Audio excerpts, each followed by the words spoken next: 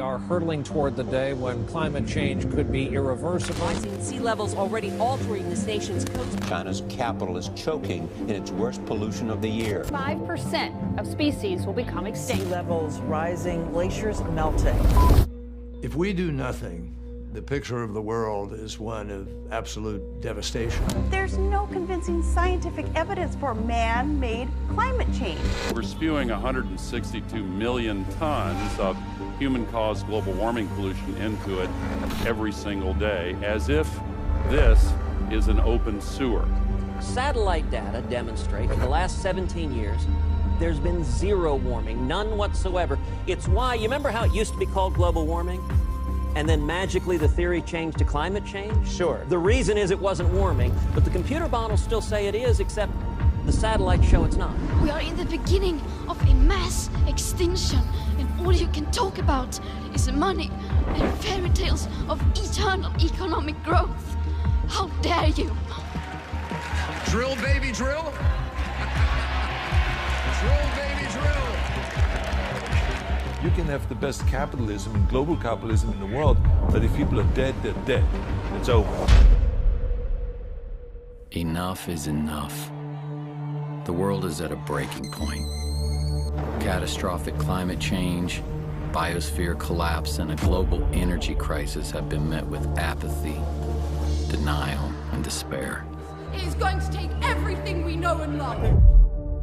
Like clockwork, our corporate overlords present us with two untenable options. Submit to an Orwellian itinerary of energy rationing and population control, or ride the status quo into the abyss. Both sides are right, and both sides are wrong, which means both sides are missing a critical piece of the puzzle. Since the early 2000s, we have seen an increasing number of unauthorized and or unidentified aircraft or objects in military-controlled training areas and training ranges and other designated airspace. Some of them appeared to remain stationary in winds aloft, move against the wind, maneuver abruptly, or move at considerable speed without discernible means of propulsion. That's pretty intriguing. I think I would, without discernible means of propulsion, I would say that we're not aware of any adversary that can move an object without discernible means of propulsion. The phrase unidentified flying object is a deliberately obfuscating term. What it really is an alternative energy and propulsion device. This is the real reason for the secrecy. These technologies, if they were disclosed, would end fossil fuels, pollution, and poverty overnight, and usher in a new era of abundance, freedom, and peace. Instead, they have been kept secret for over 100 years. DR.Steven Greer, the world's leading expert on UFOs and extraterrestrial intelligence, has been advising presidents and heads of state for 30 years on the urgency of the situation. We don't have much time left.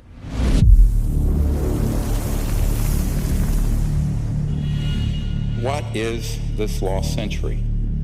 This lost century is literally 100 years, more than that now, of technologies that have existed that have vanished.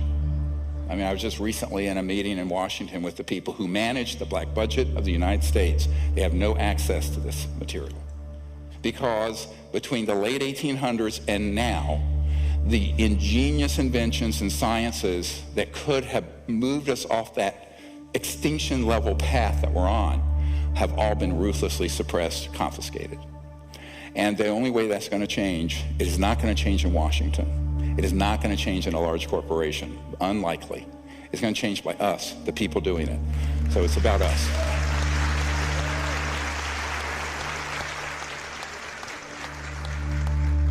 Let's look at this.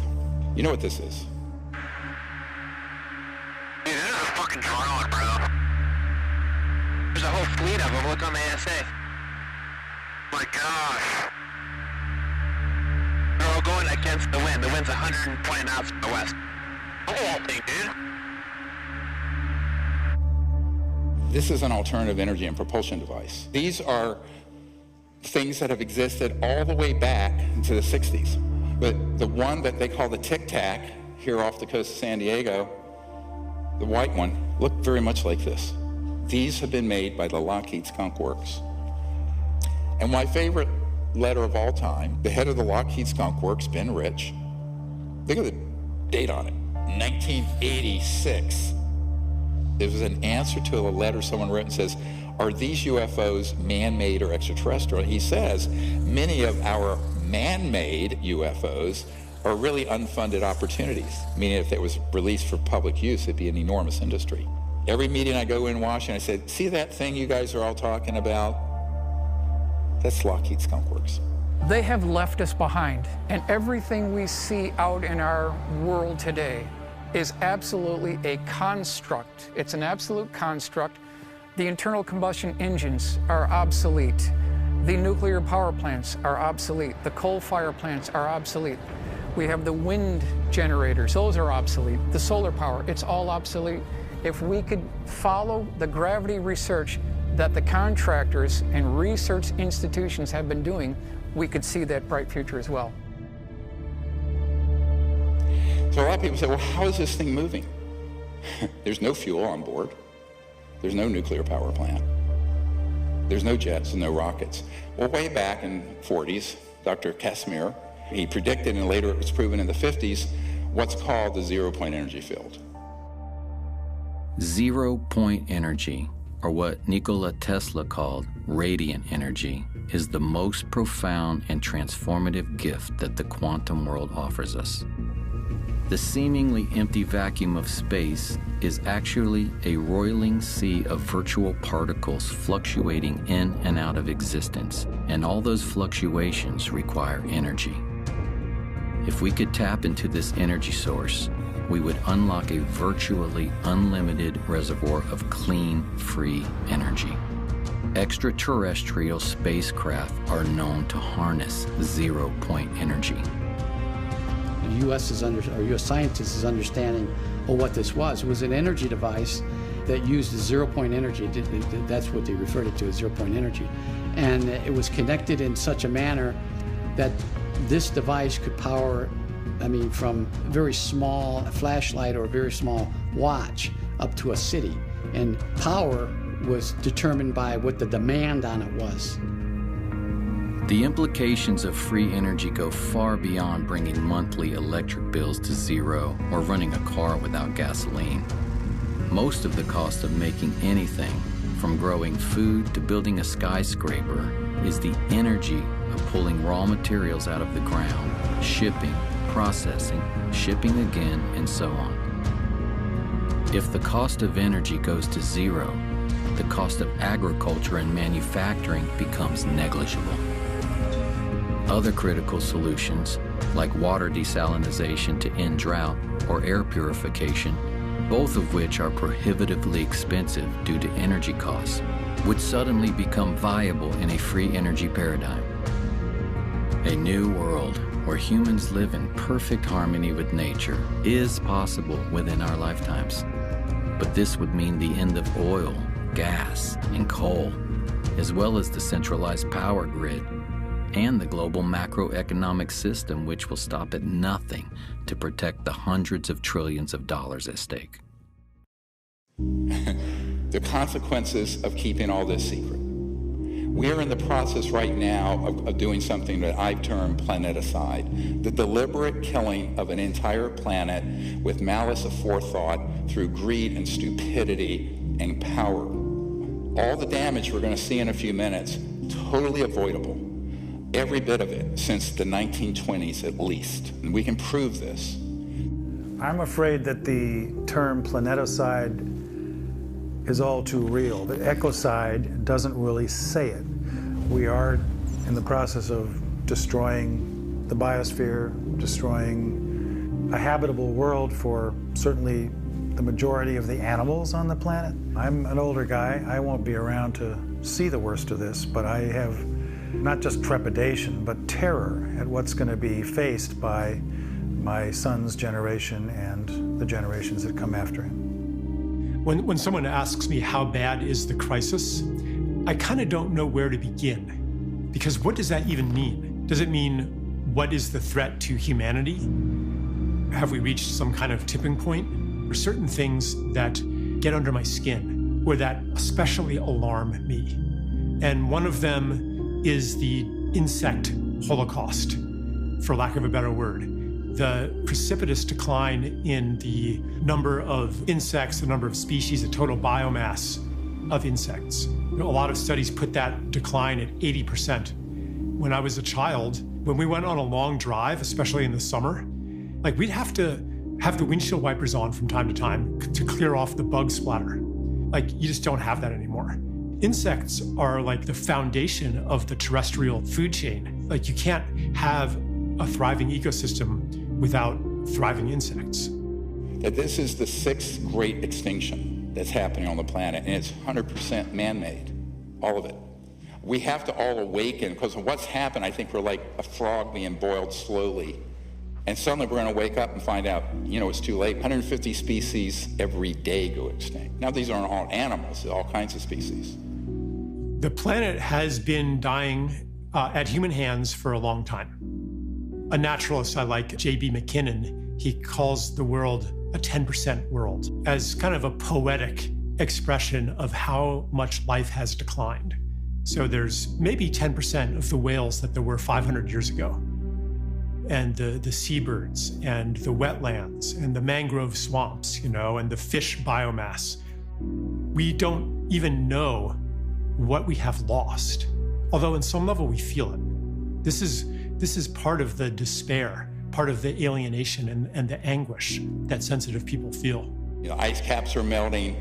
The oceans are certainly going to rise. It could rise as much as 20 feet if we have the big ones melt.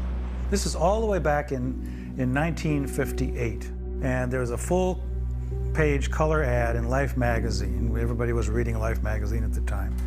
And it's by an oil company which was the predecessor of Exxon, which was called Humble. Each day, Humble supplies enough energy to melt 7 million tons of glacier. Here they're bragging about it in 1958. So this company gets rebranded as Exxon in the 1970s.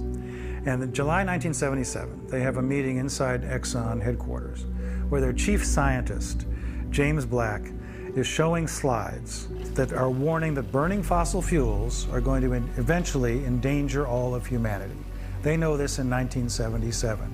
Present thinking holds that man has a time window of 15 years before the need for hard decisions regarding changes in energy strategies might become critical.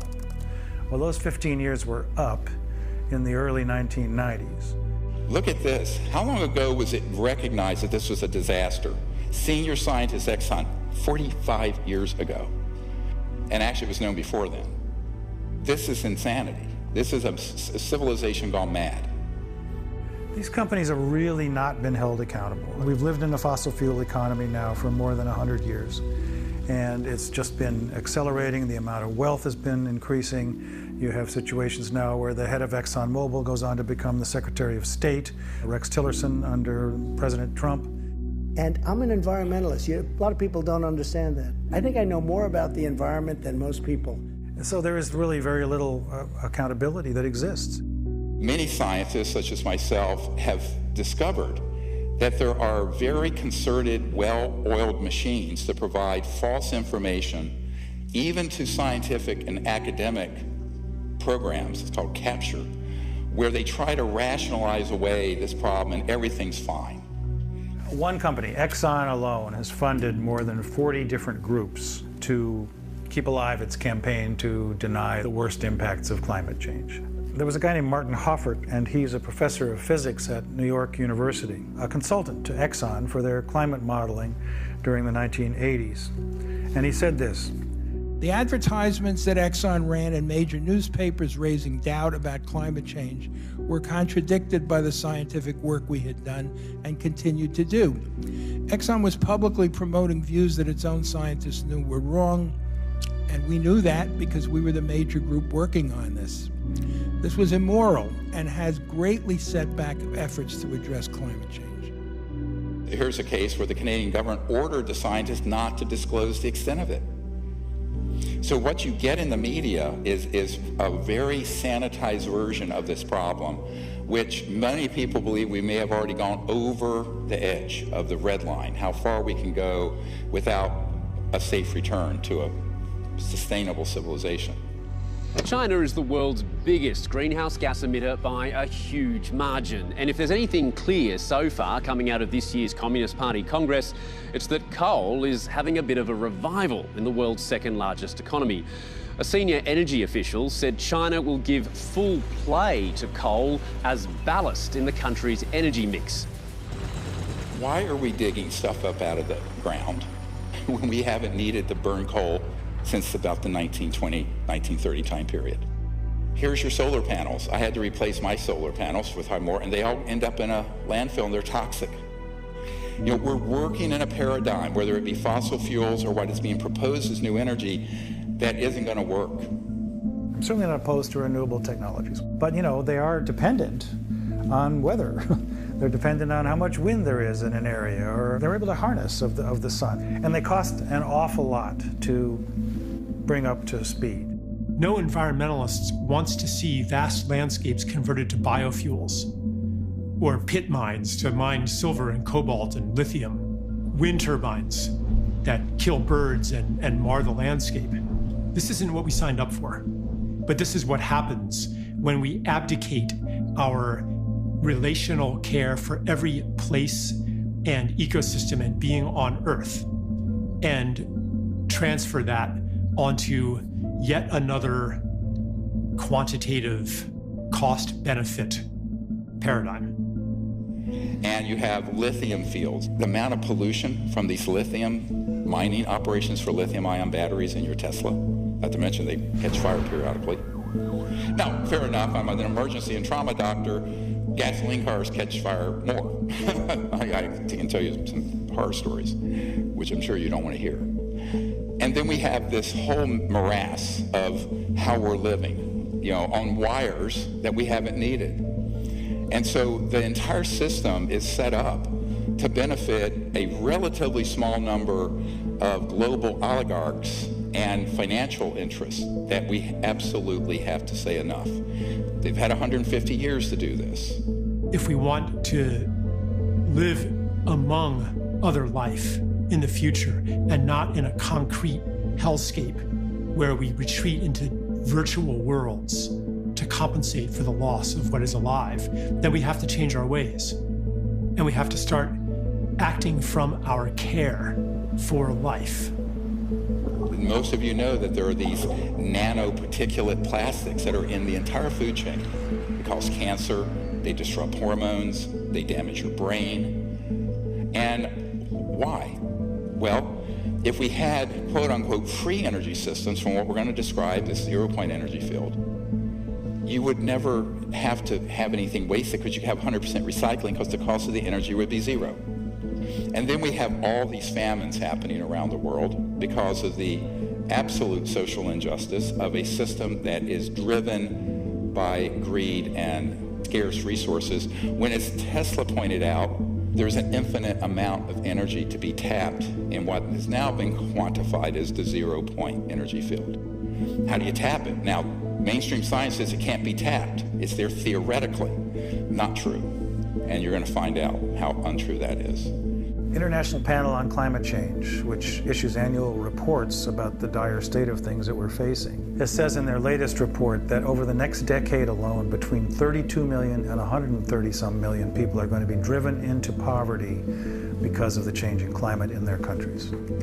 3 billion people, almost half the world's population, has no way to cook their food. They have no way to heat.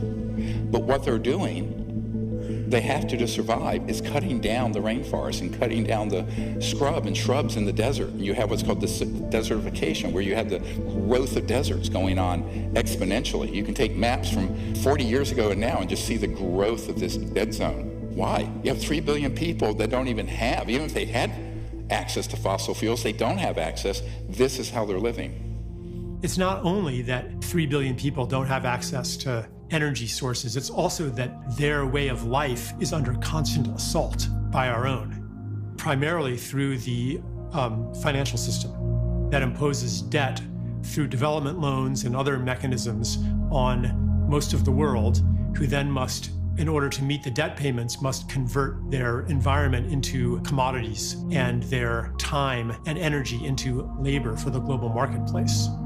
So if you don't include those kinds of issues, and you're only talking about let's bring more energy to the world so that we can raise them up to be like ourselves. Come on, it's not working. Being like ourselves is not working. Look at the depression, look at the suicide, look at the addiction, look at the obesity, look at the despair. This is not a fit destination to evangelize throughout the world. We need some humility here. The dire emergency in East Africa, the drought there exacerbating the hunger crisis. As many as 20 million people could be starving by the middle of this year, half of them children. I firmly believe there can be no peace on this planet without justice. And there can be no justice when half the population of the world is required to live in abject poverty. It's a direct result of the world's energy system. So I always liken this, we're living in this sort of the Truman Show. It's a perfect metaphor for the world we're living in now, where, you know, the people who are saying we need more oil, gas, and coal until we get something to replace it, they're right. Look what's happening all over the world. On the other hand, the people say we can't just keep drill, baby, drill and burning oil and gas and coal because we're destroying the biosphere. And they're right. Now, when both sides are right and both sides are wrong, someone's been had. We've been had by people who want to deceive us and think that we're actually having a legitimate debate about energy and the environment. We are not. We're all Jim Carrey living in this Truman Show of a construct. So everyone's saying, well, you know, we don't have enough fossil fuels coming out, and the density of energy from solar and wind isn't enough, so let's build more of these. Well, then you're stuck with 1 million years of toxic, life-killing waste from nuclear reactors. Greenhouse gas emissions would only decrease, according to a recent study, by 4% if we double the amount of energy that we're getting from nuclear power by 2050. Well, that's not a very good statistic to think about. Most people think when nuclear power plant is running that you're somehow getting energy from the atom directly. No. What you're doing is splitting the atom, as it were, creating a lot of heat that boils water, heats water. It turns a steam engine like a choo-choo train in 1849 coming out to the gold rush in California. That's all a nuclear power plant is, except you're stuck with 1 million years of waste. And this is the other problem. The distribution of the power from the point that you have the primary source, by the time you generate it, transmit it through the inefficient transmission lines, and then you're wiring in your device or your home, you've lost at least 66%. So 66% of the energy is completely wasted. So here's your energy grid. 12% is a new renewable. The rest is the old system. So if you plug in your electric car, 88% of the power is coming from gas and oil and coal. The entire world is running on an energy paradigm of scarcity, meaning that there's never more energy than we generate, and we lose that energy as we move it around and deploy it in different ways, and so energy is expensive, and energy is difficult to get to remote areas. And that energy is important because it's inputs in growing food, and it's inputs in manufacturing, and it's inputs in the economy, and it's inputs in all of these things that make people's lives better and that solve the problems that desperately need to be solved on the planet right now. Over unity is a very simple idea. It's that you're getting more energy out of something than you're putting into it. And according to mainstream science, that's impossible. What free energy devices suggest is that there is a limitless supply of usable energy that's always coming into reality, and that we're not living in a universe of fundamental scarcity. So over unity is more than just a breakthrough that's going to live its life in a technical paper. It's not that. It's really the ability of humans to liberate themselves. Yes, there is a history a long history of over-unity systems. For example, Nikola Tesla had one. Basically, his big magnifying transformer that he had on Long Island was such an over-unity system. He got the entire Earth itself in resonance. Everything going on is feeding energy into the Earth starts to feed energy into that wave that he created. So he gets a lot more energy in his resonant wave fed from outside, from the environment in the interior of the Earth. His idea was you could then put in a tap on it anywhere else on the world and extract it free. And of course, J.P. Morgan's take on that was, that's foolish, you can't put a meter on it. So that actually doomed much of Tesla's career at that point when Morgan found out that Tesla was going to produce the energy freely. But I love this quote. If you want to find the secrets of the universe, think in terms of energy, frequency, and vibration. Now, the reason he said that is that when you use what's called a very high voltage system, you can tap in to what Professor Casimir called this zero-point energy field. Some people call it the quantum vacuum. Other people, like Professor Dirac, modestly called it the Dirac Sea. And we just tested a device last month in the Arizona desert, you'll see in a moment, that is based on that. Nobody is really trying to get, for example, over unity, more energy out of something than you put in, because it's assumed that that is impossible. Well, that might be impossible, but only if you don't really understand the fabric of reality itself. They just can't believe it, especially engineers, because I know how we were taught, right? There is no vacuum energy. You're just a kook when you think so, right? If they took a little more physics, they would go, well, maybe. It's not a small thing. It's not a matter of finding proof for some technology, for some invention, and convincing everybody of it. You can't convince somebody of something that so totally contradicts their basic assumptions about the universe. But what if there's a pool of energy available to us that we didn't even think was possible because we're operating on these 100-plus-year-old assumptions? We can't find this excess energy simply because no one's looking for it. So-called empty space isn't really empty at all. It's actually full of energy. So instead of being like kind of a quiet, empty lake, it's more like the froth at the base of a waterfall or something. But when you go to look at the numbers, you find out that there's enough energy in the volume of a coffee cup to evaporate all the world's oceans that you could get it all of it. And here we have a car from 1921 running without a plug. Now look at this old car. And it was pulling energy out of, they just said out of the environment. They couldn't quantify what, but they had the correct frequency, and this had a battery and some wiring, and it was running around without being plugged in. Memo to Tesla Motors, go and research this and get rid of your plug-ins. And this is one of my favorite, 1902, a farmer and engineer named Stubblefield with Tesla. He had something they called the Earth battery, or the Stubblefield battery, and it had rods going into the Earth and some wiring, and it was picking up this magnetic flux field of the planet, and he was running his farm, and Tesla was there with him. 1902. So when I say 100 years, lost century, no. I do not wish to talk about it myself, but I've been a victim of quite a bit of suppression. So has any other legitimate researcher in this area. The government is protecting the industry, the oil industry, because they're in bed together. Tremendous amounts of contributions for politicians come from these huge companies, and these huge companies have been covering up for years what we're doing to the planet. Today, we don't have so much big kingdoms. We have cartels. We have a whole set of cartels in an area, interlocking corporations, and behind this, we have a few people who are quite wealthy and who own most things. Any time we have a very powerful cartel or set of people that control a lot of things, that resists any means of changing its inflow of control and its inflow of funds and money and its power. You know, everybody's trying to be the big monkey. It's really as simple as that. Here we have all the methods. Some of these are common sense, but every one of these are ones I have encountered and investigated personally with geniuses, engineering geniuses and physics geniuses, but strategically impaired inventors. black shelving. So someone comes along, they offer you $20 million for your device, it's a corporation, they put it on a shelf. Boom. National security orders. We're going to show you one from a man we just met with. Patent seizures.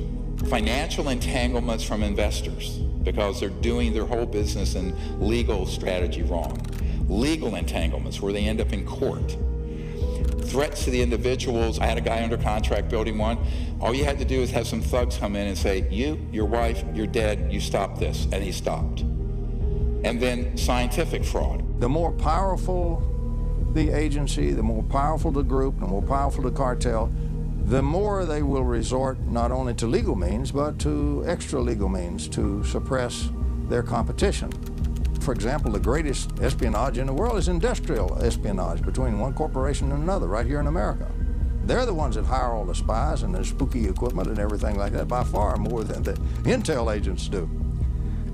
And it's not one cartel, so there are many, many groups in energy, and each of those has become very powerful in its own area, and each one does not wish to see simple little electrical taps pulling out enormous energy from the vacuum.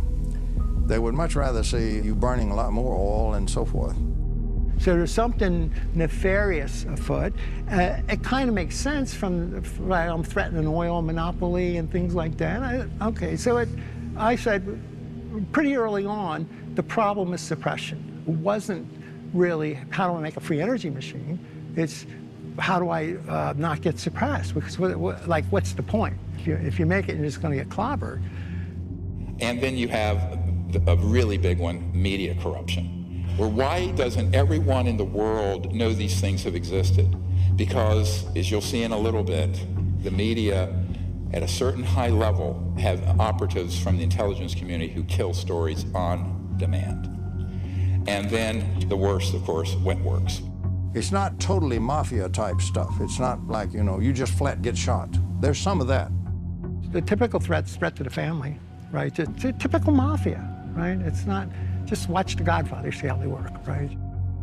There's an interesting record of people that have come up with new alternatives to the oil and gas industry who have met untimely demises. I don't know if you'd say that's true in terms of Nikola Tesla specifically, but he was hit by a taxi cab back in the early 1930s and didn't die immediately, but then died alone in a hospital room a few years later. When they found out that Tesla had passed away in the Hotel New Yorker, they came in, they had the manager of the hotel open the safe, and they took all of Tesla's papers. So here you have an actual FBI document, and the Department of Defense is demanding they turn over what they seized in 1943. Now, this used to be an urban myth. Oh, well, he had these secret inventions and papers, and the government stole it. No, it's right here. That technology and what was in those boxes, what was written in those papers, we do not know, and we may not ever know.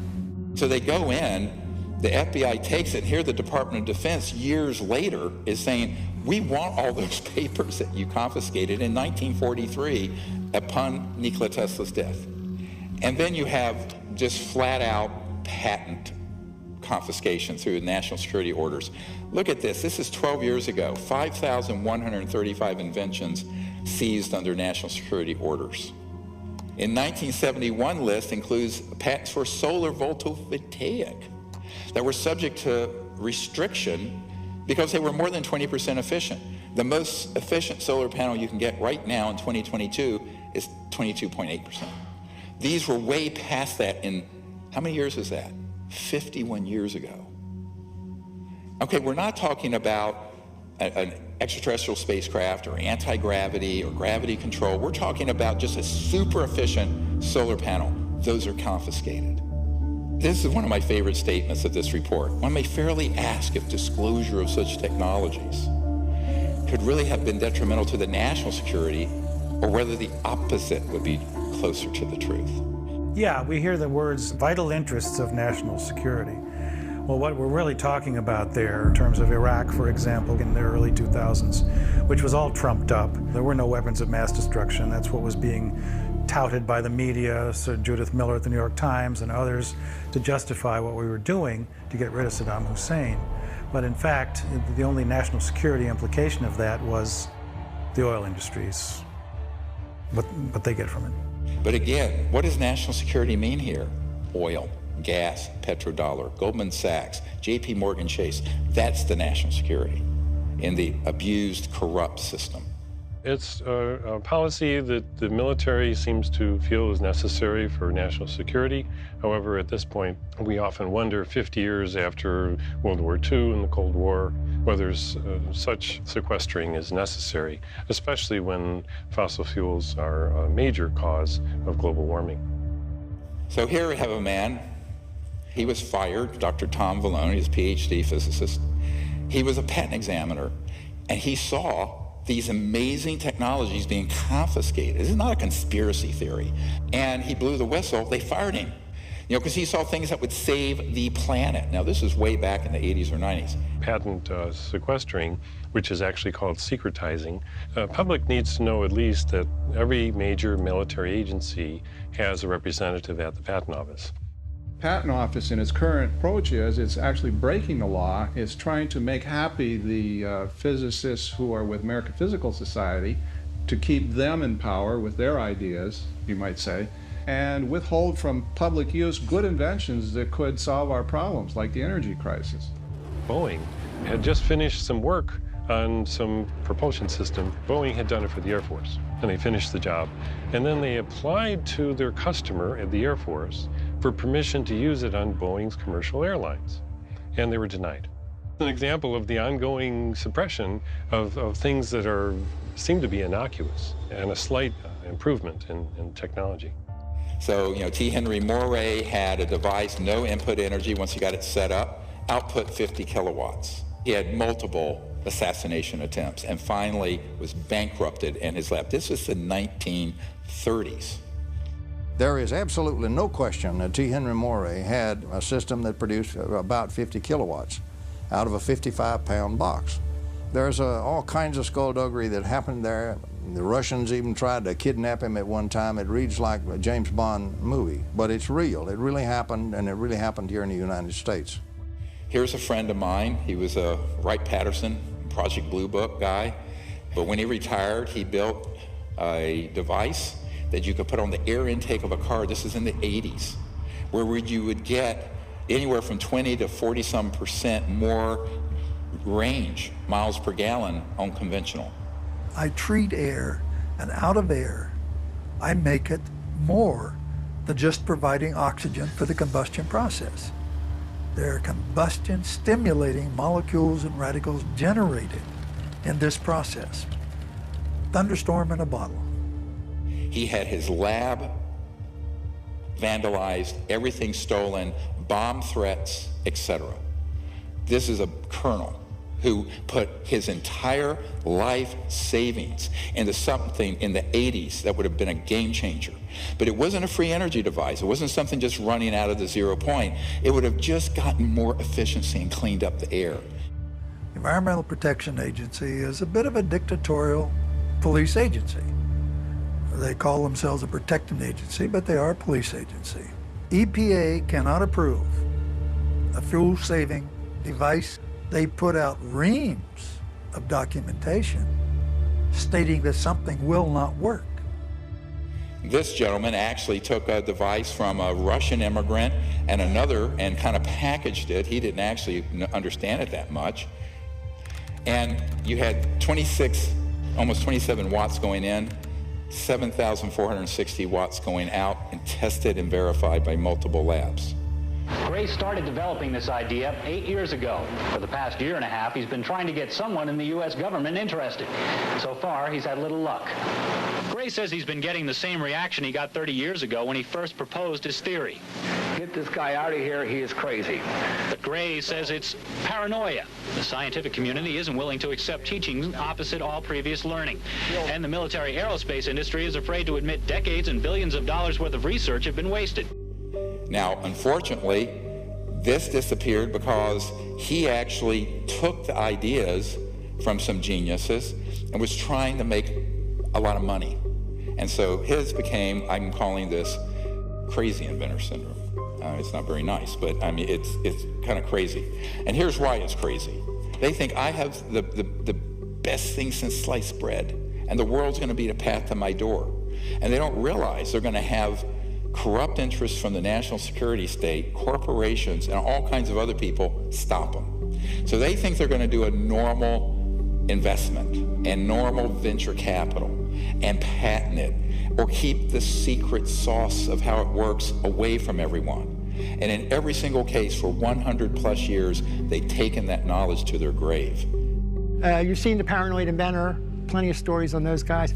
It's my precious.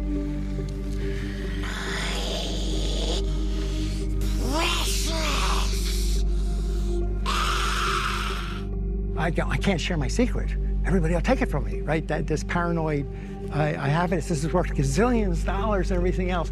And they're so naive, they have no idea. At first, they think they're the first, right? Have no idea of the history of this and what happens to the others. So, having done that for 31 years now, I have been dealing with people with these devices since 1991. Almost all of them fall into some part of this syndrome, and it's a tragedy. You'll see the device, I'll have engineers come in and test it, they go, oh no, I'm gonna keep it secret, nobody can know but me, and I need to make a bunch of money, they wanna be the next Rockefeller of energy, and the next thing you know, they're dead, or the device is confiscated, or it vanishes in a buyout. So this guy had the same problem. He had a device, they have it there still running, but they think that no one can know this but them. They're buying into the paranoia. My answer is open source it, dump it on the internet, blockchain, or any way you can. You have no patent, no intellectual property. The whole world knows about it, and every scientific lab in the world can reproduce it. We're going to get to this strategy in a minute. That's how we go. We got to do that.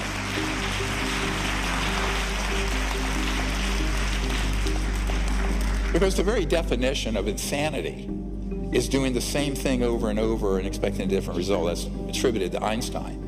But how true is that here? So we have to change our strategy.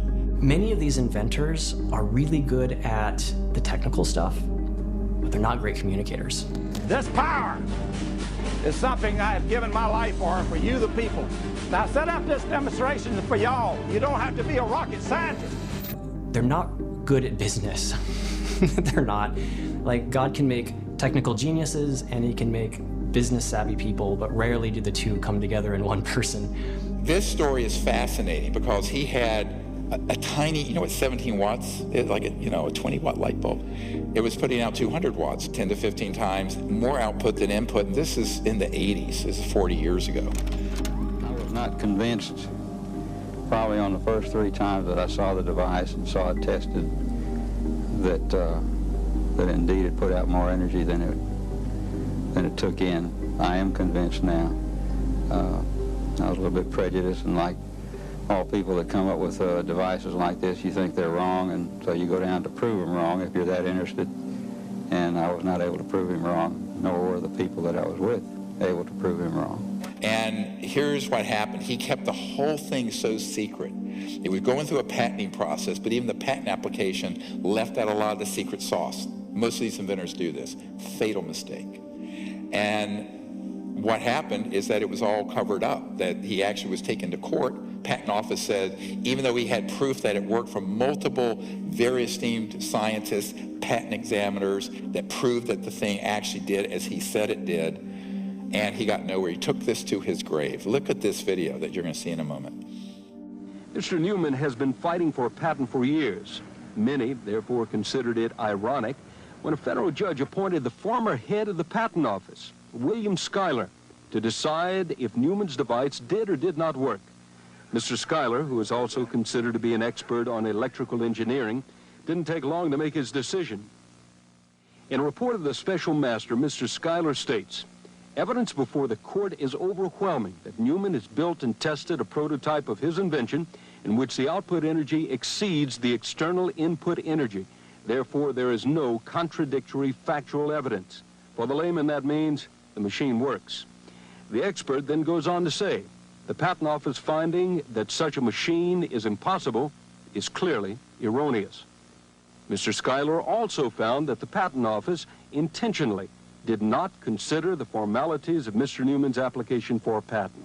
Why wouldn't you go along, again, with a master that's former head of the Patent Office, who has credentials that the judge called outstanding, why wouldn't you go along with the man that you recommended in granting a patent? You ask mean questions, don't you? I think you'd have to address that question to our present commissioner. Are you acting on his orders? You might say that, yes. There you go. Operability or utility is a rejection that virtually none of the patent examiners, and there's almost 5,000 of us, were allowed to use in any of our applications. The supervisor particularly always said that, oh, that's something only if you're dealing with energy inventions. So what we find is that throughout the patent office, that rejection for something that we personally would feel would not be operable was not a judgment we were allowed to make, except if we're in that security department that deals with energy and propulsion types of inventions. Here we have a brilliant device, again, almost 40 years ago. Look at the input and output. Test it over and over again. 0.3 milliwatts. Output, 223,000 watts. That's 22.4 kilowatts. That's plenty to run your car, your Tesla motor. Now, continuously output, if needed, on demand. So this little thing that looks like a cigarette pack, when he died under mysterious, they said a heart attack, it's all kinds of evidence he was killed. This is real, usable power. It's stable. It is not transient. It is not noise. And it is not any other kind of spurious effect. This is a real effect. It's all coming from that little tiny box sitting behind the 500 watts of power. Behind the lamps, that little box is putting out all of that power, well over 500 watts, and yet it is receiving less than 1/3 of a milliwatt of input power. This is April the 30th, 1987, at about 10:30 p.m. in the home of Mr. Sparky Sweet, the inventor of the very first vacuum triode. This is a most historical occasion. I was altered when I saw it because my view was that you could be anywhere then in the universe. You could be in a cave, you could be anywhere, and you had energy. This was overwhelming to think that I could have energy and the whole world could have energy. That all of a sudden we were on an equality economically. We didn't have to worry about the energy sources. The rest of that power is coming out of the surging energy of the vacuum. And this little box that you see right here, solid state, no moving parts, is the vacuum triode that's doing this very practical and historical work. He was shot at once with a silenced rifle from about 300 yards. The only thing saved his life was he was an old guy and very feeble. He was stumbling as he coming up the steps and he fell down. He just flat fell down on the steps, caught his foot and fell right forward. And as his head went forward, the bullet went right by where his head was. And of course, the assassin was never found. This guy called me up. He said, we really need your help. And I said, the only way you're going to do this is that you disclose it, all of it, open source it, get it out there. I will see that we get it out to the entire scientific community. He says, no, no, no. It's Gollum, my precious, my precious, my precious. And I said, dude, you're going to take this to your grave. He took it to his grave. Yep, it's gone. This very distraught lady, who's Sparky's wife, she's saying Sparky's dead. And that she said 2 strange men, she called them strange men, showed up at about 5 o'clock the night before. And they stayed for a little while, and then they left. And Sparky, an hour or 2 later, having a cup of coffee and just killed over onto the floor, called the ambulance, and she was 75 years old. They would not let her in the ambulance. And the ambulance then called her back about 20 minutes later and said, we don't think he's going to make it. And that was the end of that until the next morning when she called my sister-in-law and talked to her and said, there are men here that said they're FBI, and they got black vans, and they're taking all this equipment. What should I do?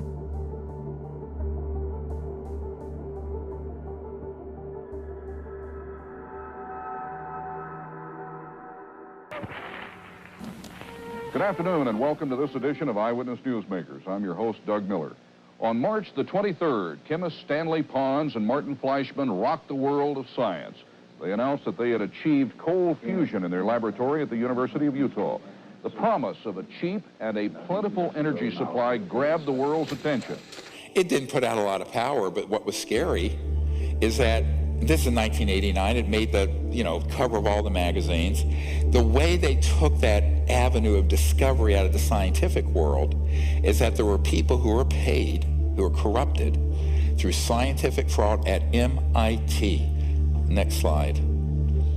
Dr. Eugene Maloff, dear friend of mine, PhD, Harvard and MIT, brilliant man. There was a man named Eugene Maloff who it's quite possible was eliminated by the powers that be in the fossil fuel industry. He died in 2004. He was murdered that year. But Maloff was an extremely important figure in the alternative energy world, especially in terms of what's called cold fusion.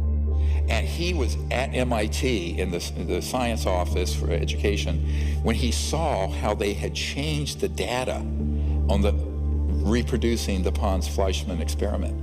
And he blew the whistle. I inadvertently was looking through some piles of paper that had been given to me in a casual manner by all these hot fusion physicists as they were trying to do their calorimetric repeat of the Pons-Fleischmann experiment. And to my utter astonishment, I can remember sitting at my desk in my study and actually seeing these two sheets of paper, one dated July 10th, 1989, and another dated July 13th, 3 days apart. The difference between July 10th and 13th was dramatic, and I was stunned. I couldn't believe what I was seeing. It looked like monkey business to me at the time, and it has turned out to be exactly that. It was a lower echelon person in the Plasma Fusion Center at MIT, one of the 16 authors of a scientific paper done under Department of Energy contract that had altered data. And that data is scientific fraud, as far as I'm concerned, and many other people are concerned. And it was, it was hell on wheels. Finally get someone who brings him a 0-point device, solid state, no moving parts. And I said, Gene, we need to get this out to the public very quickly. Oh no, they want to keep it secret. I begged him and I begged him and I begged him and I begged him. He was beaten to death when he was over at his parents' home and was killed, murdered. Made to look like some thugs. They were thugs, but it wasn't a random murder. And the device vanished with him. Good friend of mine, dear friend. What we really had was a threat to the scientific establishment. The threat of it even being implied as real and having monies, shall we say, being diverted from their favored programs, and that was a threat, no question. There was an actual threat of that happening.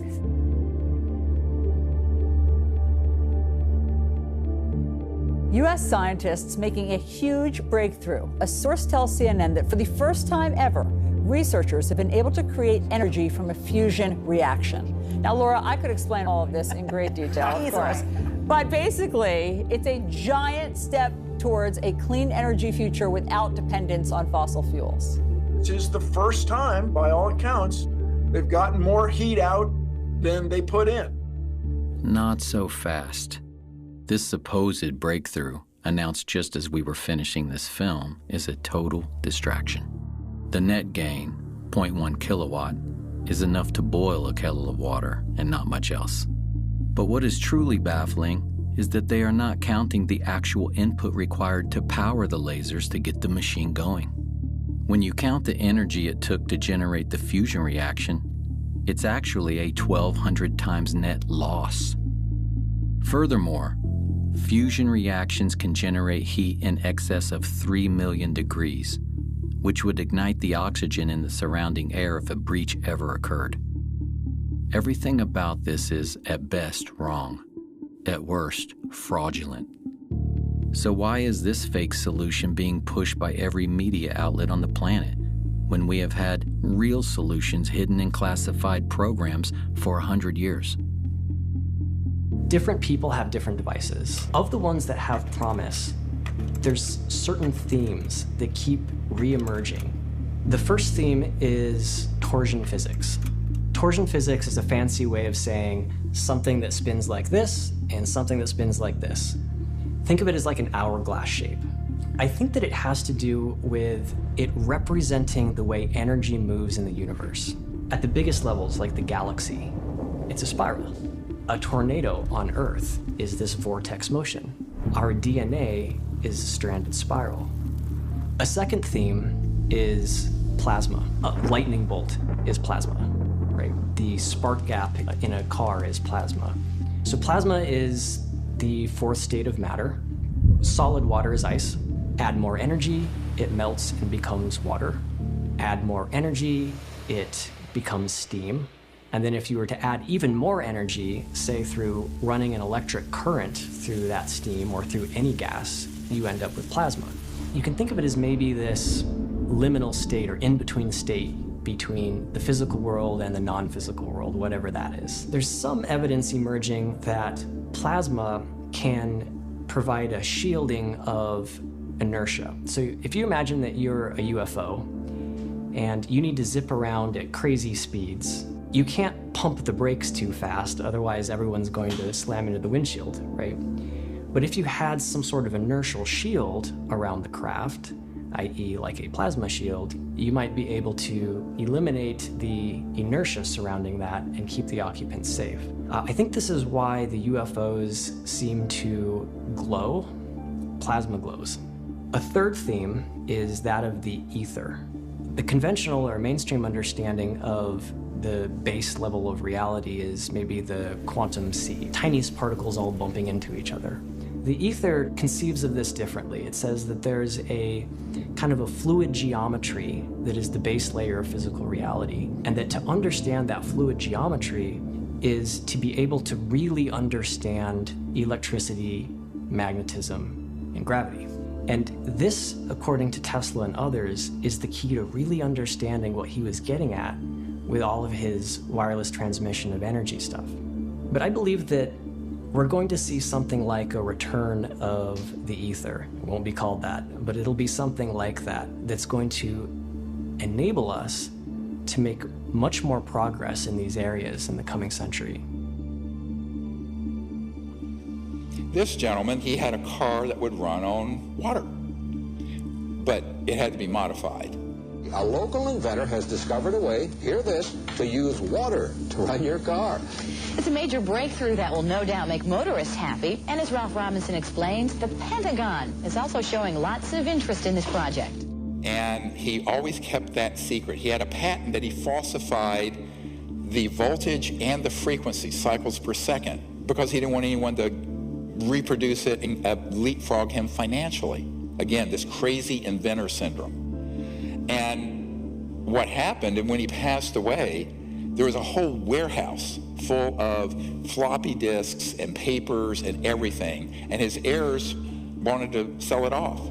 What people didn't realize is that this car was the least important thing Stan Meyer had. He had a toroid, and the toroid was a donut-shaped electromagnetic device that had had a national security order slapped on it. Because I was going to get it and openly disclose it. But though the scientific establishment may have ignored the likes of Meyer, the powerful military-industrial complex certainly hasn't.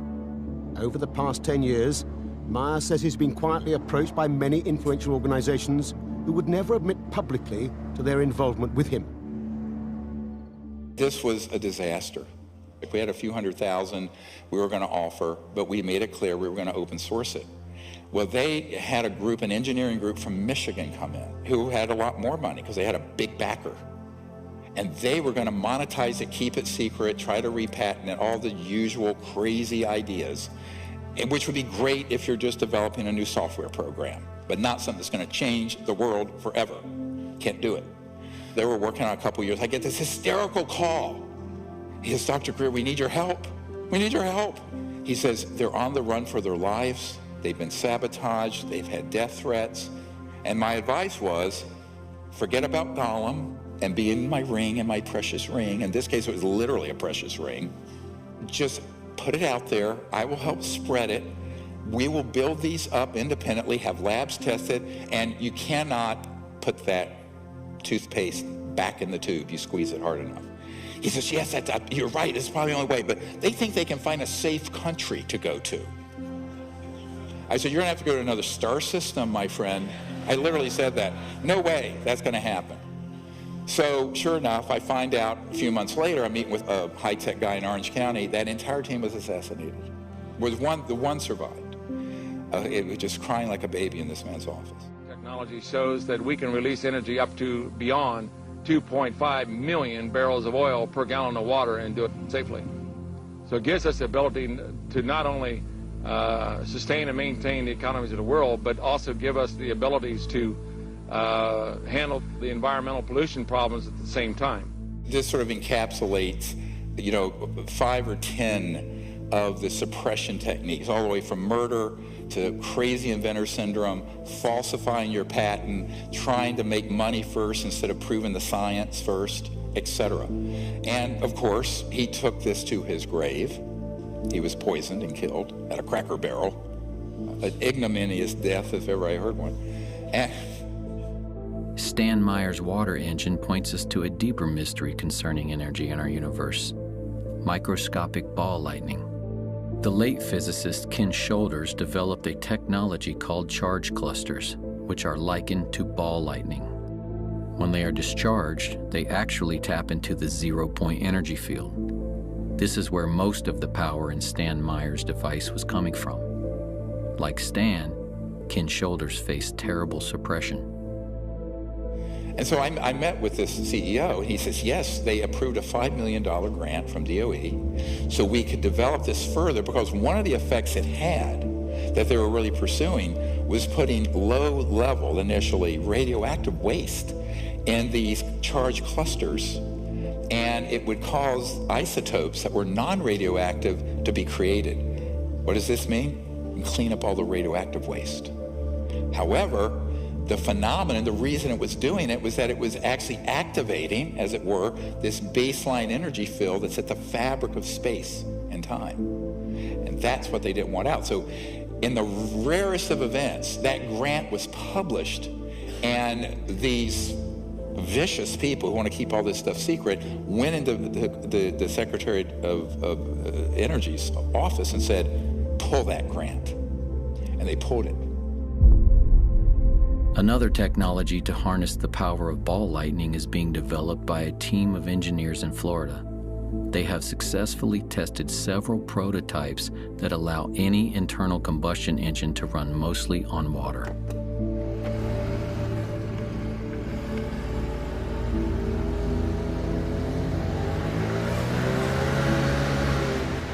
It's a little quicker, huh?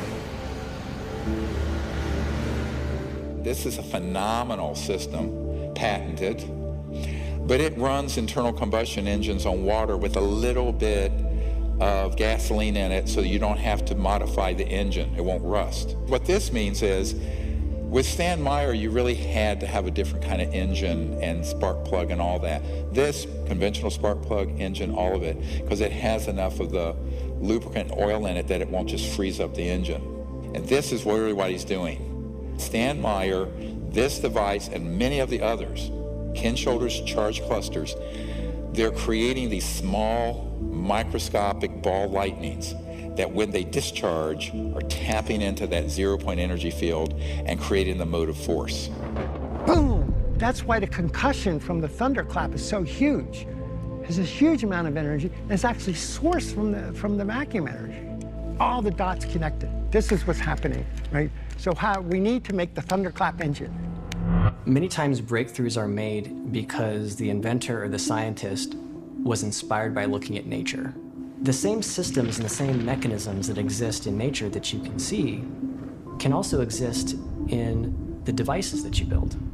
So by trying to mimic that, you can tap into the intelligence that nature has already shown you when it comes to being efficient with the energy transmission mechanisms. Another current technology was recently investigated by Dr. Greer and his engineering team at an undisclosed location in the Arizona desert. 1, 2, 3, 4, 5, 6 magnesium alloy specially configured plates. This thing's the size of a nice-sized shoebox. The circuitry you see on the right is a misdirect because the guy has crazy inventor syndrome and thinks he can keep it secret and make $1 trillion. You don't interfere with the big, powerful people. You don't put them out of business. They're still in business. They still have those 50-year leases on the lines and all the power transformers. You'd be able to get one of my power plants, just replace a coal-fired plant, you know. But it wouldn't be big news or anything because I'm just selling the electricity to them, okay? And then they're going to say, wow, we're making more money at this plant than we are the others. So they're going to put them around, you see? They're not going to let me in. They're going to fight me tooth and nail. But I'm going to be very sneaky about it. This thing, for 3 years, had been sitting in this, near a chicken coop in his backyard out in the desert, putting out 3 kilowatts of power continuously, and we cranked it up to 5 kilowatts. No input power. And it's running off the magnetic flux of the space around it that he can tune to any place on the earth so it's correct, and boom. This thing, solid state, no moving parts. We just saw this. But he's a textbook case of making every wrong decision. Tried to patent it. Well, you'll see in a moment what happened. He ended up getting put in prison for a week. He has had sabotage, death threats, murder of people around him. Yeah, I spent 8 days in that jail. When I went before the court, the judge said, come here, Doug. And he says, read this. You sign it, you go home. You don't sign it, you go to jail. And all it was is I will not ever in my lifetime, ever, through me or anyone else, if anybody else has manufactured these, I'll go to jail. And here's the secrecy order he was slapped with. But look at the date. 1984. It's almost 40 years ago. So, you know, doing the same thing, patent office, people think this is a myth. No, here's a secrecy order. See, so I don't want to go through that again. I'm scared my family and everybody. So now what we're going to do, we're going to be very quiet. I'm going to build my 1 megawatt. It'll take 2.5 years to build it because it's very complicated. I gotta acclimate it to the earth. Technologies like this and countless others will never see the light of day without a radically new strategy.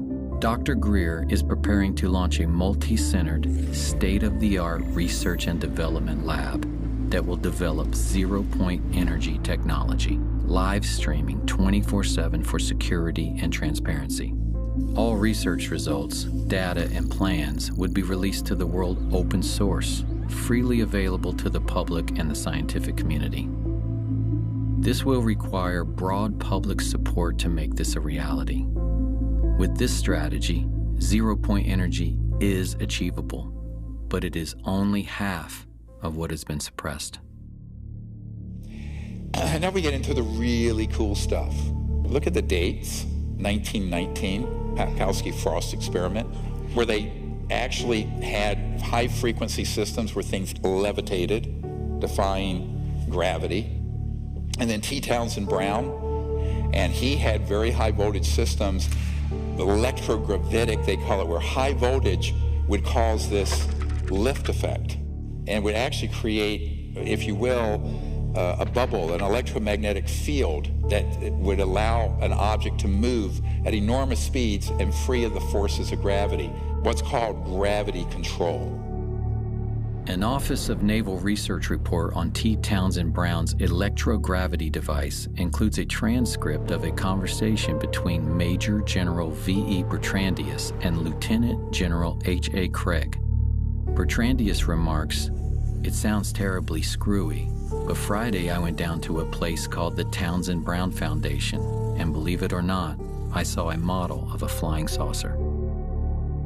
Townsend Brown was an independent experimenter, and he actually worked on, as you can see, very large replications of saucers that he believed were vital for a different type of propulsion. The big question is, can I prove this? This I consider to be a very serious Rosetta Stone. This is Young Men magazine. The article is titled, "The G Engines Are Coming." By far the most potent source of energy is gravity. Using it as power, future aircraft will attain the speed of light. Now, in this article, they give you the names, they give you the time frame, they give you the dates, they give you the defense contractors, universities, and research centers that are actively pursuing cracking the gravity barrier. They talk about the Lear Corporation, the Sperry Rand Corporation, the Bell Aircraft Corporation, all trying desperately to crack the gravity barrier. And it's clear from the eyewitness testimony, they've done it. And then we have Michael Schratt to thank for this, great archivist and historian. And he's found these journals that date from the 50s, one, 1956, where the big buzz in the aerospace industry was anti-gravity, quote unquote, the G engines, gravity engines. And this was actually in the open literature until they figured out how it really works, and it all went black. Now, where did they get the technology? This was an interesting crash retrieval. This is prior to Roswell. This is November 1946. This was seen by a courier who went to Wright-Patterson Air Force Base, and he had a guard, an MP who he was friends with. And this guard said, "You know what? I got something I want to show you." So he brought him into this facility at Wright-Patterson Air Force Base, and there was this craft sitting there.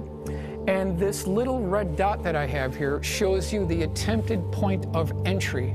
They were using a diamond-tipped drill bit to try to get into this craft. So the question is, if this is one of ours, why would they be trying to get into this? So is this the beginning origin point of a reverse engineering program? You know, some of the UFO crash retrieval material, we've looked at it and we found that the materials used are very strange. When extraterrestrial material is recovered through military crash retrievals and its metallic structure is examined under a microscope, the metal is so pure that we could not replicate it, even in a vacuum in space. This is because extraterrestrial crafts are not manufactured on a Ford assembly line the way humans would manufacture something. Everything in the material universe has a frequency and a corresponding sound vibration that creates and sustains its being. Extraterrestrials manufacture objects by first creating a resonant frequency. For instance, the frequency of a flying saucer. This is a sort of vibrational blueprint that interacts with the substrate of the physical universe, pulling into existence from other dimensions atoms and molecules that then organize and condense into the structure of the object being created. In this way, extraterrestrial material is literally manifested into being, like transdimensional 3D printing or Star Trek's replicator technology.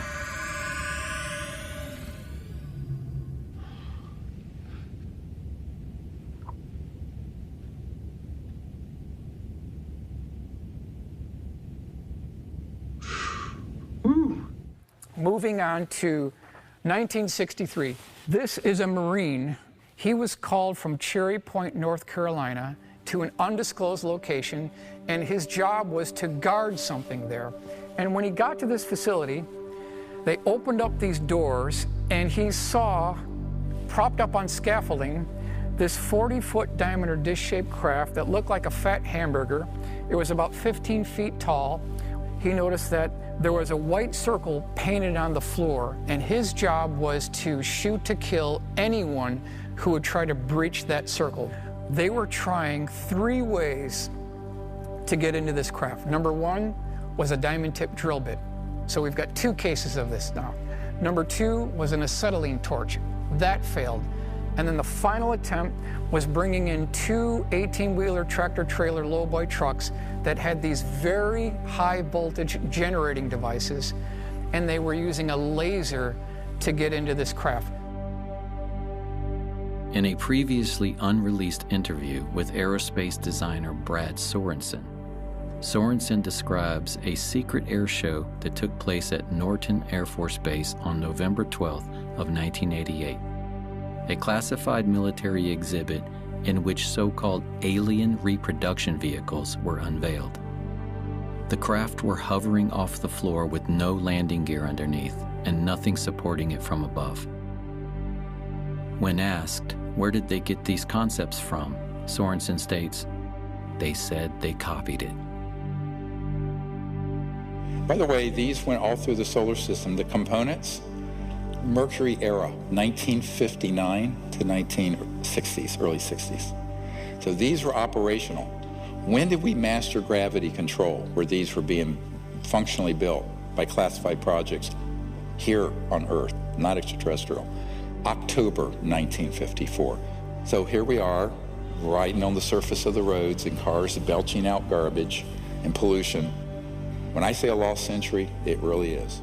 They were already working on these programs as early as 1948. During the Clinton administration, they were spending $100 million a day on black budget programs. The big question is, has this been integrated into the aerospace industry? And if we look at what the witnesses are reporting, they're reporting similar things across time, across dates, locations.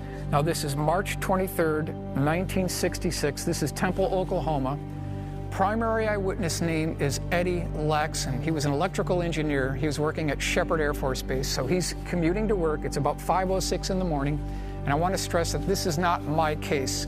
This is an actual United States Air Force Project Blue Book case, and it can be verified through Project Blue Book. So he's going to work in the morning, and all of a sudden, something is blocking the road in front of him. And he notices something that looks all the world like a tipped-over bowling pin. It's about 75 feet across. On the starboard side of the craft that you see here, there was an air stair cutout door and a man. I want to stress this was a man. This is not an alien. He was wearing 2-piece green military fatigues. He had a baseball cap with the bill turned up, and he was shining a flashlight near the bottom of the steps. Above this air stair door, there was an interesting stinger or spire that tapered back and swept back to the end of the vehicle, and at the end of this spire, there was about an 8-inch diameter sphere, and that's interesting because I keep getting reports from the eyewitnesses of spheres and balls and protrusions and prongs sticking out of these UFOs. And if you look at what the eyewitnesses are describing to us, and you look and examine high voltage electrical equipment, it's a match. I believe I can make a case that the components that people are seeing on these UFOs are off-the-shelf high voltage electrical components. When this gentleman, who was this military green fatigue gentleman, when he noticed that he was being watched by Eddie Laxon, he scurried up this ladder, he slammed this door shut, and then there was a high-pitched drilling noise. This craft levitated off the ground and then took off like a spark on a grinding wheel and made no sonic boom whatsoever. This is back in 1966. Rockets are obsolete. Solid rockets are obsolete. Jets are obsolete.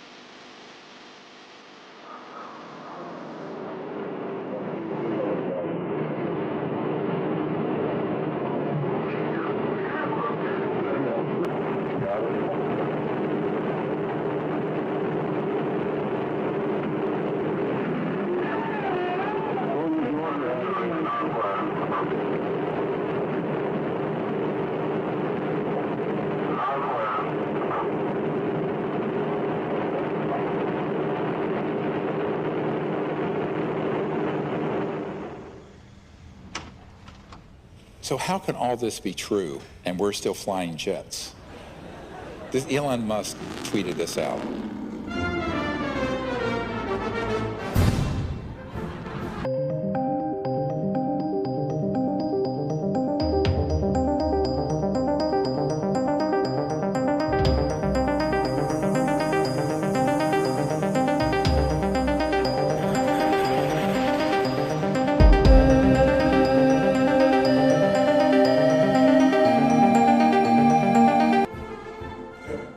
That's all very comical.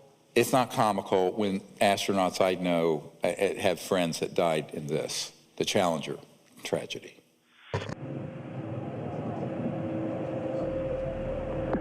Flight controllers here looking very carefully at the situation.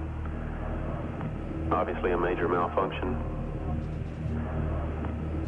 We're awaiting word. They're holding their breath just, I'm sure, as everyone else is.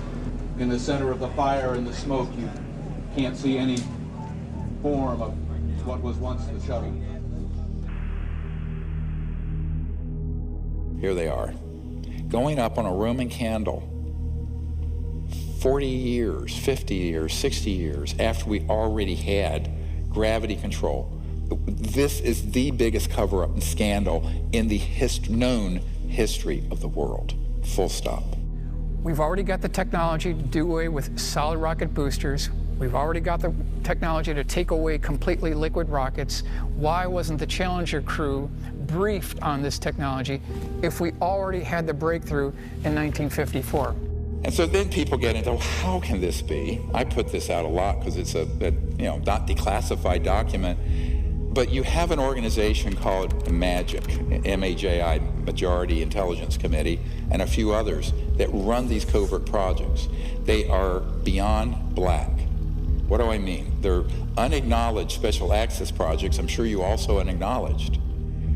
But these are the projects that are off the radar even of the people who manage the black projects. So I call this beyond black. These are way off book. And this was a security alert with the distribution list back in the 90s. So I gave this some people in the Pentagon, like Admiral Wilson, who I briefed, who was the head of intelligence, Joint Chiefs of Staff, and they got inside the program. I'm doing that now for a whole new generation of people since the law was passed to get to the bottom of what UFOs are, or what they call now UAPs. Nobody calls them that. It's ridiculous. Let me tell you what a UFO, UFA, they make up these fake names that are obfuscating, unexplained aerial phenomenon, like ball lightning or something. No, it isn't. First of all, it's not unexplained. Secondly, it's not aerial, and it's not just some phenomenon. They're either man-made UFOs or extraterrestrial. That's it. Keep it simple. The hardest thing for the senators and the White House people and the general public, and particularly the media, to understand, or scientists, is that if this is true, how could it be that it has been kept secret from the people? They're very good at counterintelligence. So it's structured, as Eisenhower warned us, beware the military-industrial complex. In the councils of government, we must guard against the acquisition of unwarranted influence, whether sought or unsought, by the military-industrial complex.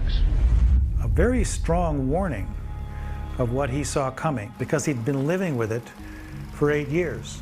The CIA was only created in 1947, and the Pentagon and its generals were, gaining much more power and as the nuclear age progressed.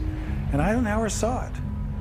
The combination of military power with industry. If you think about what the industrial part is of the military-industrial complex, the industrial is basically the fossil fuel giants and the chemical companies and the now increasingly the pharmaceutical companies that are running rampant and increasing their wealth by astronomical proportions.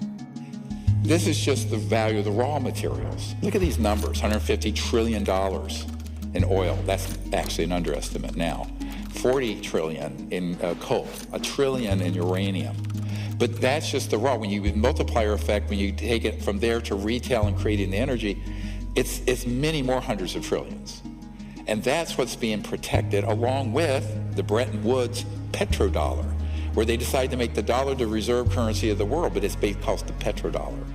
So the entire macroeconomic, global economic system is sitting on a crumbling foundation of the energy system we use. And it's going to have to be transitioned. It should have happened 100 years ago. Now we're out of time. The malefactors of great wealth, as Teddy Roosevelt once warned us about. Writing the laws, you know, paying politicians to write the laws that they want. Why is that happening? Robert Kennedy Jr. wrote the introduction to both editions of my recent book, which was Horsemen of the Apocalypse Became Climate in Crisis in its most recent version. And he said this, which I think is quite apropos to what I've been talking about today. They work together in lockstep, coordinated by Capitol Hill trade associations, lobbying firms, captive agencies, and paid-off politicians to increase authoritarian control, to transform all of us into mindless consumers, to shift middle-class wealth to billionaire plutocrats, and to liquidate our Purple Mountain majesties and our entire planet. They have declared war on democracy and personal freedom. A shadowy government with its own Air Force, its own Navy, its own fundraising mechanism, and the ability to pursue its own ideas of the national interest, free from all checks and balances, and free from the law itself. So get your mind around this. There is the government, constitutional government of the United States. And then there's this other secret government operation, which has more money, more power, more technology. It is a criminal enterprise. It is not sanctioned by the president, and it is not sanctioned by Congress. And yet they're using our tax dollars and are raping the planet and destroying the earth and impoverishing half the planet. That's what we have to fix. We've got at least 109 UFO crash retrieval cases. All we need is one to be correct. And if they exploited the technology associated with these craft and procured that and put it into our aerospace industry, they have made a tremendous breakthrough in aerospace technology that I think that our Challenger astronauts should have been briefed on, our Apollo astronauts should have been briefed on, and we could have avoided all of this obsolete technology, and we could all move forward to that wonderful world and are not basically bound to these oil industries. Some people wonder why we don't know more about this. Why isn't the media telling us what's really going on? We have about 15 billionaires and 6 corporations controlling 90% of the media in the United States. We've got AT&T, Comcast, Walt Disney Company, National Amusements, that includes Viacom and CBS News, and Fox Corporation. They rely on advertising revenue, and that's going to mean they're towing a certain line. This is a CIA document. It was released. I was surprised it was released, and it says that we have relationships with every major wire service, newspaper, news weekly, and television network in the nation. In many instances, we have persuaded reporters to postpone, change, hold, or scrap stories that could have adversely affected national security interests or jeopardized sources and methods. Here's another part of your Truman Show everyone's been forced to live in. The idea that we have a free press or that we have a free market economy. Pray tell any economist in here, I challenge you, how do we have a free market if the most important scientific breakthroughs of the last 100 years have been ruthlessly confiscated, people murdered, and kept off the market? No, it's a controlled economy. It's a controlled media. It's an abomination, and it's killing the planet. There were days when I wished I had never seen free energy. The amount of pain that you wake up at 3 o'clock in the morning because you can't do anything, and you know that pollution can be cleaned up, and everyone is on the same economic basis. And because you're powering everything with the free energy, you can do really what The philosopher Joseph Campbell said, he said to seek after your bliss. And I think that free energy does it. And so what do we do? Well, the current paradigm we just went through, the new would be unlimited abundance, no poverty in 20 years. There would be no poverty on Earth in 20 years with these technologies. Universal peace, because you're not fighting over everything now. And Earth in harmony with humanity and the biosphere restored. It's important to realize that the technology that is required to heal Earth already exists and has existed for a long time. That the problem is not fundamentally technological. If we came into coherence around the goal of healing Earth, we could do it in 5 years because the capacity of life to heal is just incredible. But we're just in the way of it all the time. I mean, even look what happens if you stop paving over a parking lot. In 5 years, cracks appear. Weeds are growing out of it. In 15 years, you see chunks of pavement here and there, and trees are growing. In 50 years, you don't even know a parking lot was ever there. In order to maintain Earth in a state of ugliness and unlife requires constant effort because the power of life to live is so strong. That's what life wants to do. It wants to live. We only make 100 million cars a year. If we converted like that, which is not going to happen, all manufacturing of automobiles to these zero-point energy generators, it would take, do the math, 15 years. We barely have 15 years left. The date I've been given, 2035 to 2040, and we're done.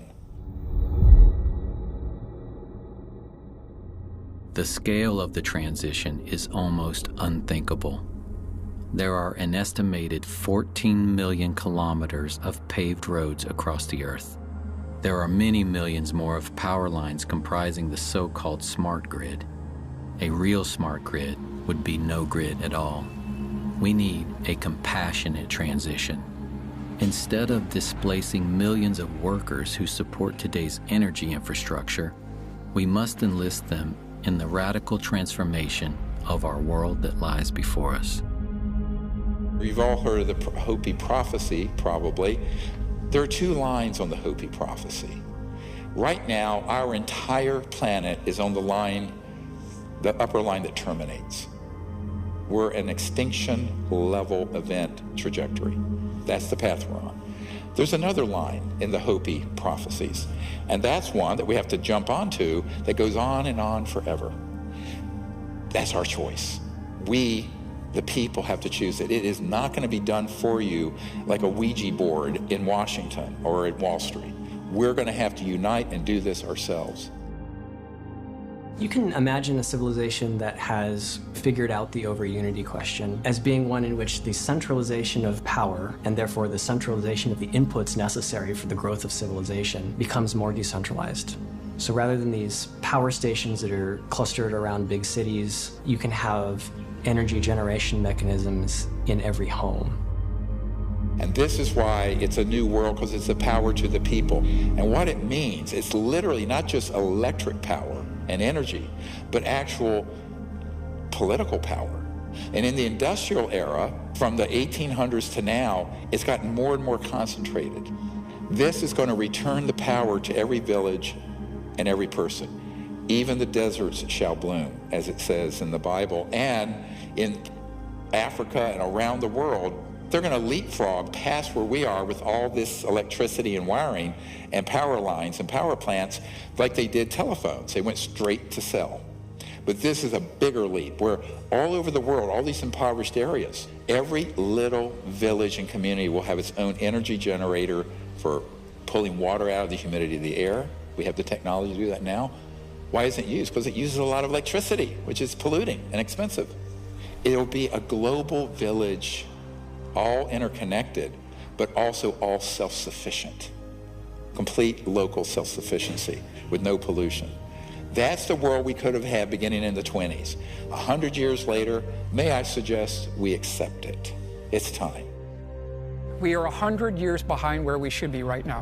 Why are we still pounding metal nails into boards to build houses? Why are we still loading up shipping containers on tankers and taking 2 months to get here? This is all a construct. And why I call this a time snap?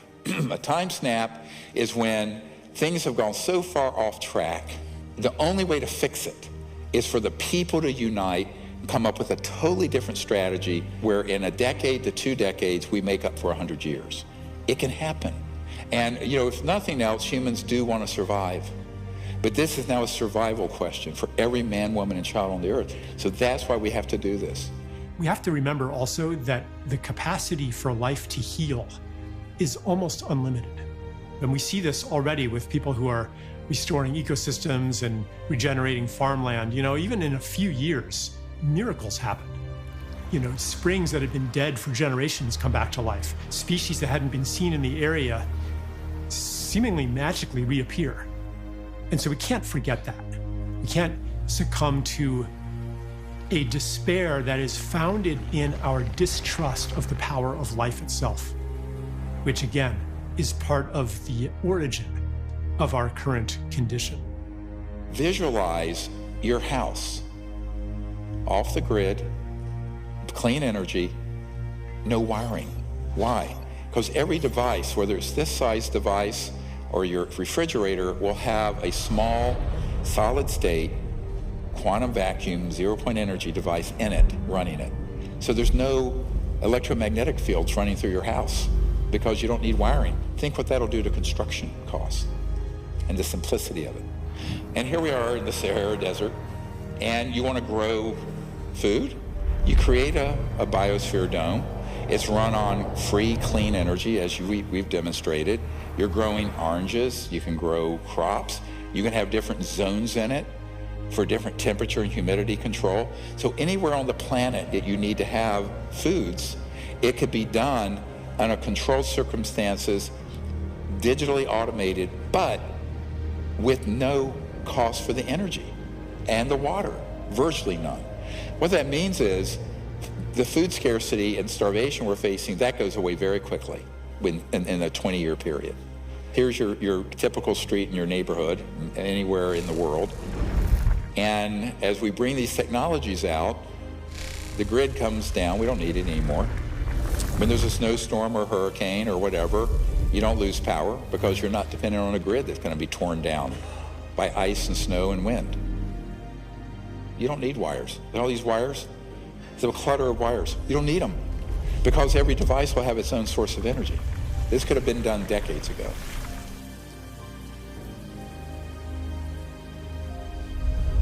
As we bring these out, all these freeways will be replaced.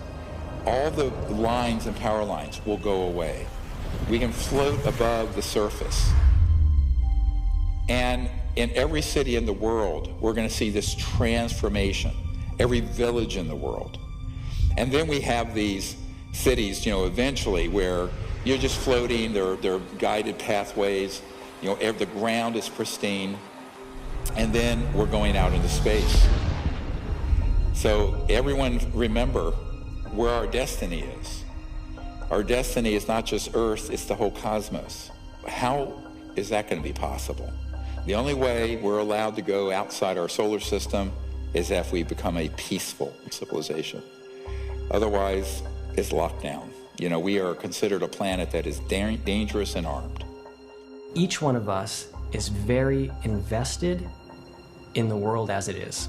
We've built careers, relationships, and goals based on a world that doesn't include ETs and anti-gravity and free energy and healing devices and all this cool, abundant stuff. And so we need to understand and really know if we are ready for that investment to be disrupted. So one of the most powerful things that any of us can do is to look in our own hearts, imagine the world that could be, and ask ourselves, are we ready for that? If the answer is yes, then hold that readiness in your heart in all the excitement that it's due. If the answer is no, if there are some lingering doubts or fears or concerns, then go into that. Follow that. That's an important thread that you can follow back to something inside of you that needs attention. It's that obstacle that may be keeping us from living in this new world. At Rendlesham Forest in the Air Force Base in 1980, a roughly pyramid-shaped craft landed. You've all heard this account probably, but I'll recount it for you, and the part that's classified you don't know.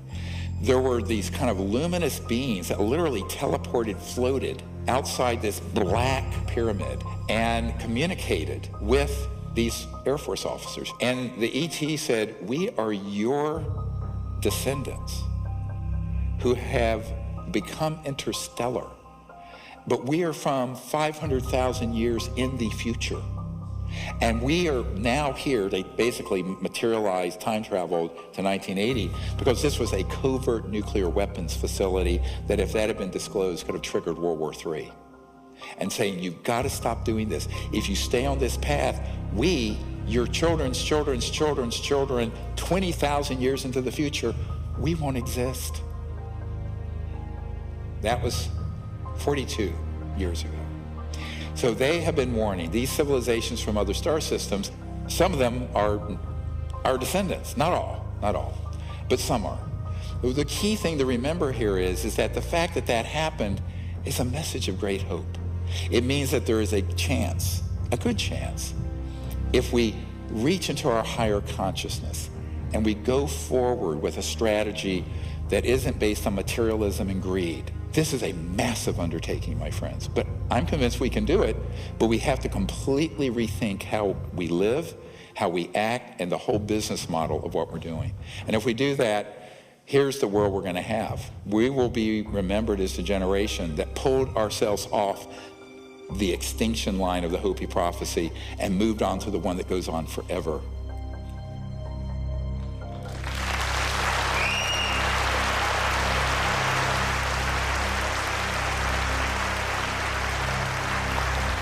Thank you all. We can do it.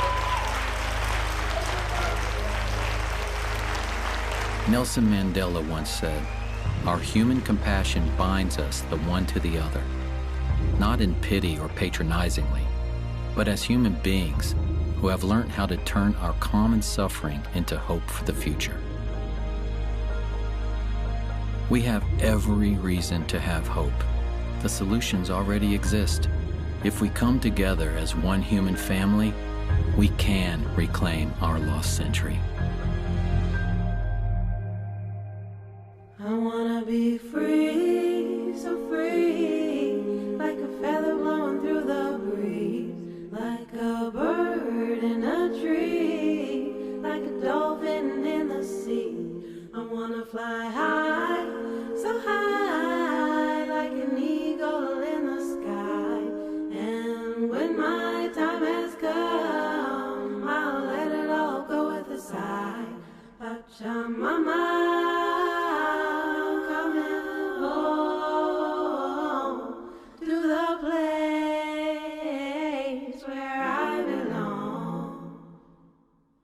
Pachamama, coming home to the place where I belong. I wanna be free, be me, be the only being that I see, not to rise and not to fall, be at one with love and all. There is no high, no low,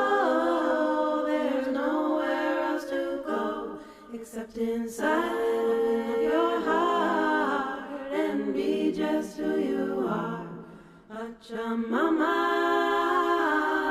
coming home to the place where I belong. Pachamama.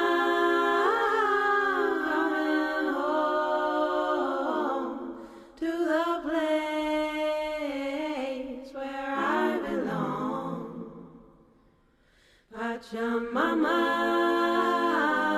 coming home to the place where I belong.